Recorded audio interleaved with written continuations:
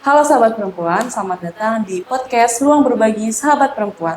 Podcast ini akan menjadi ruang aman dan nyaman untuk membagikan cerita, inspirasi, dan pengalaman para perempuan.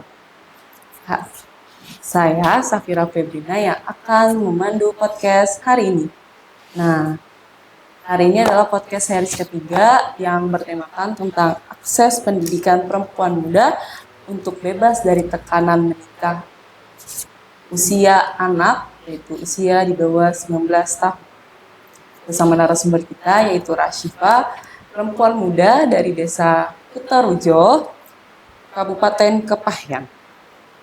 Nah, perempuan muda saat ini teman-teman menghadapi berbagai tekanan sosial, budaya maupun ekonomi yang berdampak kehilangan kesempatan mereka untuk mengakses pendidikan dan mencapai masa depan mereka sendiri. Padahal pendidikan itu sangat penting untuk perempuan muda menentukan pilihan dan masa depan mereka sendiri. Nah, podcast kali ini kita akan membuka ruang diskusi, membagi cerita dan pengalaman kepada perempuan muda dan sekaligus membangun kesadaran bahwa suara perempuan itu perlu didengar juga. Nah, teman-teman, bersama narasumber kita, Rashifa. Halo Rashifa. Bagaimana kabarnya hari ini? Sehat Kak, Alhamdulillah. Alhamdulillah sehat. Rashifa dari Kabupaten Kepahyang ya? Iya Kak, Nah, hari ini baru datang loh teman-teman ke Kota Bengkulu. Nah, Rashifa itu sekarang umurnya berapa ya? baru 15 Kak. Sangat-sangat muda ya teman-teman, sahabat perempuan. Kelas berapa berarti? Baru kelas 1 SMA. Kelas 1 SMA, berarti baru masuk ya? Iya Baru Kak. masuk tahun kemarin ya?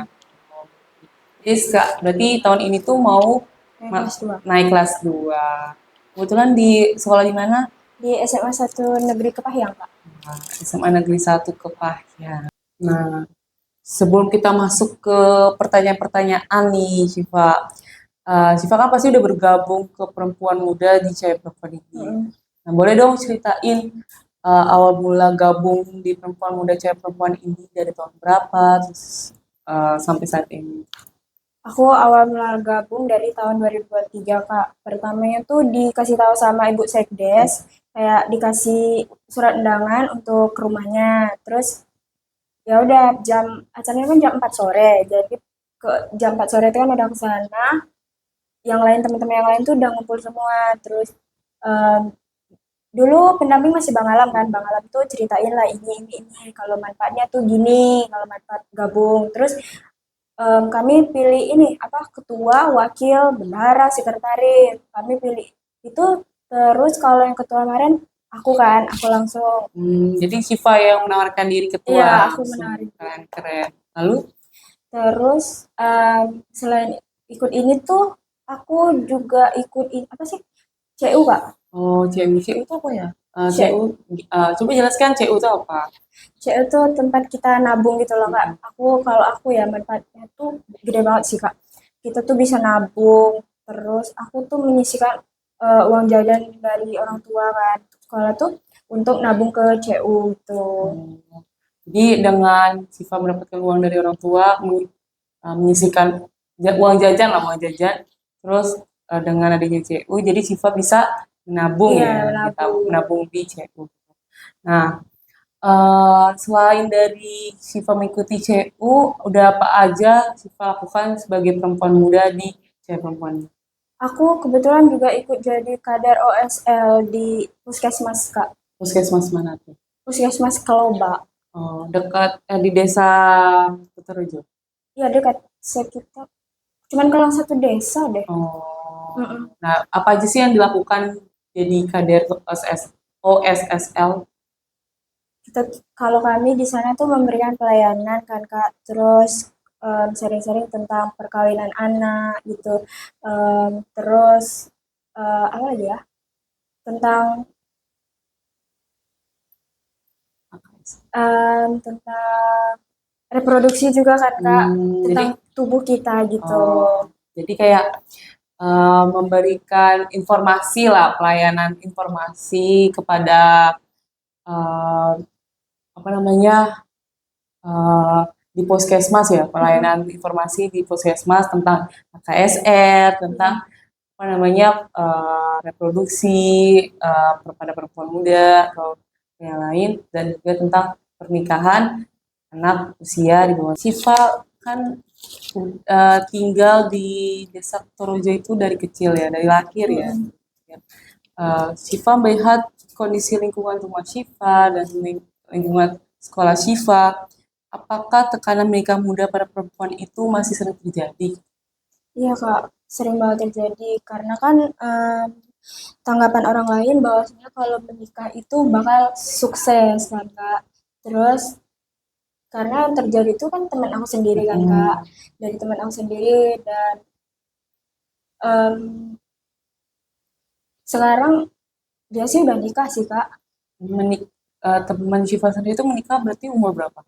baru umur kalau nggak salah 14 deh. Berarti waktu kelas 3 SMP ya. Berarti iya kan? Yes. Baru mau kenaikan kelas 2. Baru kenaikan kelas 2 SMP. Heeh. Baru kenaikan kelas 2 SMP dia sudah menikah. Iya Kak. Padahal itu setahun lagi udah lulus SMP Mm-mm. kan. Nah, dari kejadian teman Siva itu, apa Siva menyimpulkan nggak faktor pernikahan muda itu mempengaruhi apa yang mempengaruhinya? Pertama kalau aku lihat dari teman aku itu faktor keluarga Kak, dari orang tuanya Faktor karena keluarga. kan dia broken home, kurang kasih sayang dari kedua orang tua, jadi dia mau cari em, perhatian dari orang lain gitu Kak. Jadi menurut Siva itu perhatian orang tua itu perlu ya. Iya, Lalu apa lagi? terus dia juga sosial teman-temannya gitu kan Hmm, Kak. berarti Siva melihat teman Siva ini pergaulannya udah sangat-sangat bebas ya. Iya Kak, betul banget. Dia dulu kalau misal ada teman ceweknya ngajak ke sana sini kita ketemu sama cowok aku yuk, dia ikut gitu Kak. Jadi dia kebawa arus lah ya Kak. Iya benar. Nah, perempuan muda memilah dan memilih teman itu perlu dan Iya, sangat penting ya untuk apa namanya apa ya agar kita tidak iya dijerumus. Kak.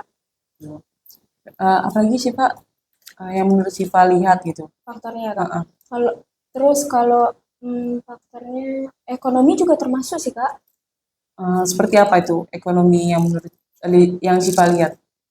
Kalau dia misal kekurangan uang, dia juga cari-cari ke temennya kan Kak. Kalau temennya ada, ya Hmm, udah kita kesana aja kerja kesana, ya dia ikut hmm. Kak. Jadi teman Siva ini dia karena kekurangan ekonomi jadi dia kayak ikut-ikut aja makanya Iya, dengan dia kekurangan ekonomi dia juga bisa menyebabkan salah pergaulan juga ya iya, karena dengan dia dengan ingin menghasilkan uang dia juga uh, salah untuk memilih lingkungan dia iya. sendiri. Nah, menurut Shiva nih pendidikan itu sangat penting nggak? Iya Kak, pendidikan itu sangat penting karena bukan cuma untuk membangun pikiran, pola pikir aja, tapi rasa percaya diri kita, terus menambah wawasan baru, menambah teman gitu Kak. Iya, betul banget Shiva. Pendidikan itu sangat penting untuk kita ya sebagai perempuan muda untuk wawasan, terus percaya diri terhadap teman-teman kita, terus kita menambah relasi untuk uh, lingkungan kita juga. Uh, dari itu yang Siva sebutkan tadi kan, itu kan Siva melihat itu ya Pak, melihat itu. Nah, dari melihat seperti itu, nah menurut Siva dampak dari pernikahan muda itu apa?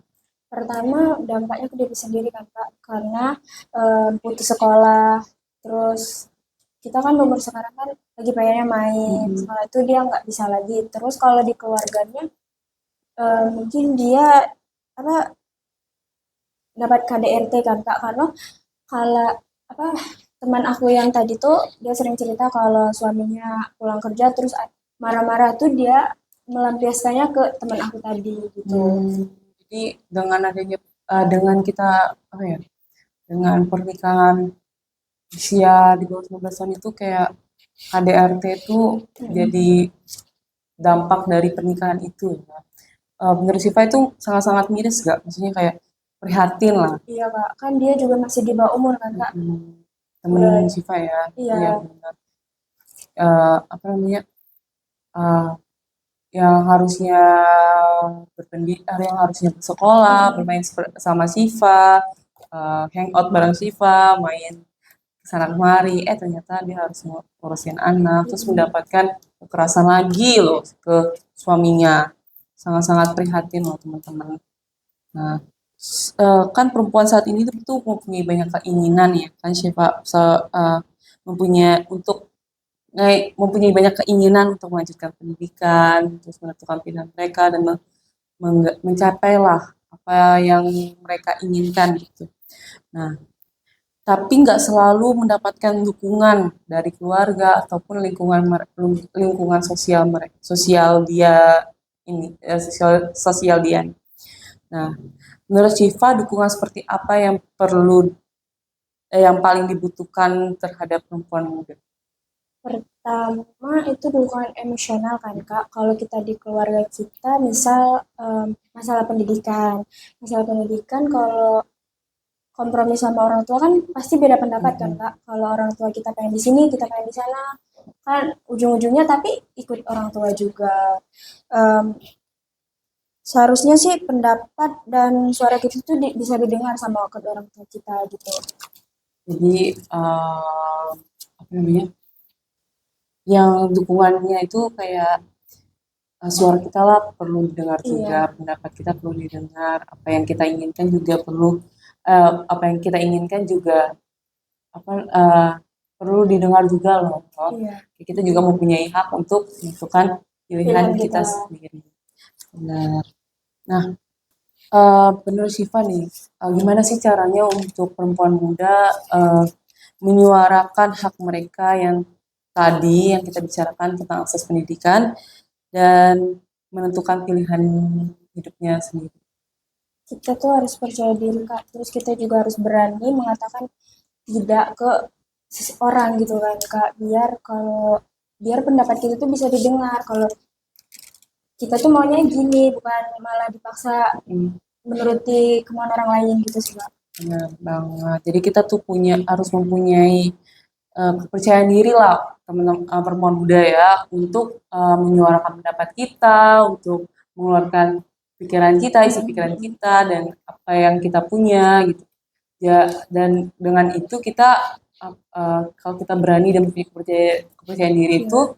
kita mempunyai value lah, nilai untuk dilihat oleh orang lain. Iya.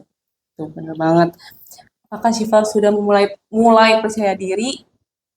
Sekarang sih bisalah dikit-dikit Kak. Ya, nggak apa-apa. Masih kelas 1 SMA itu tempat SMA itu tempat kita untuk belajar, mengekspresikan diri, eh, apa namanya, menambah-nambah wawasan dan Iya betul relasi Kak. kita. Bersosial ya sama Bersosial, teman-teman. benar. Jadi have fun aja, masih SMA. Tapi jangan sampai Iya. kebablasan.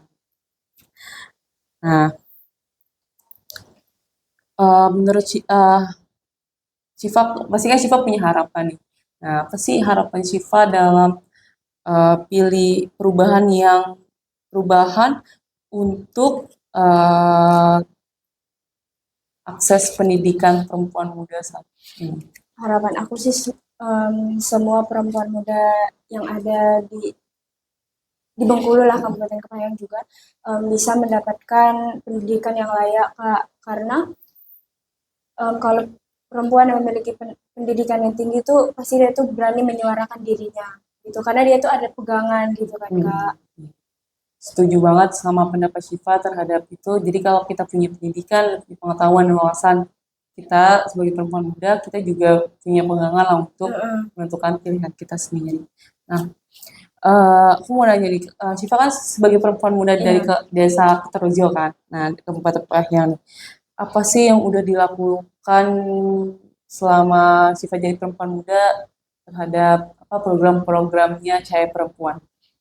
Oh, aku banyak banget dapat pengalaman Kak. Terutama diajak podcast di sini kan Kak. Hmm, Kita tuh aku dapat pengalaman kalau kita tuh belum boleh menikah di usia anak kan Kak.